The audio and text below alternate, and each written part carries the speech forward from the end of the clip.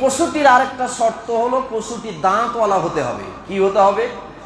দাঁতে দাঁত, মুসিন্না হতে হবে, অর্থাৎ দুধে দাঁত উঠে যাওয়া পরে যে নতুন দাঁত গজায় এরকম প্রাণী হতে হবে।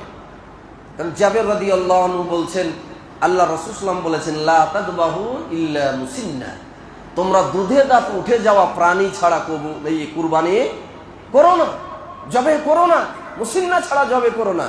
আর মুসিন্নার ব্যাখ্যাটা হলো দুধে দাঁত উঠে যাওয়া প্রাণী। যদিচ এটার ব্যাখ্যা অনেক ওলামায়ে কেরাম দিয়েছেন যে উপযুক্ত বয়সে অনেক প্রাণী আছে যেটা দাঁত উঠে না, কিন্তু বয়সের দিক দিয়ে উপযুক্ত। সাধারণত 1 বছর বয়স হলে কিন্তু ছাগলের দাঁত উঠে যায়, দেখা গেল তারপরও উঠেনি। গরুর সাধারণত 2 বছর হলে উঠে যায়, তা উঠেনি। তাহলে অনেক ওলামায়ে কেরাম বলেছেন যদি এরকম হয় তাহলে এই পশু না উঠলেও যেহেতু বয়সের দিক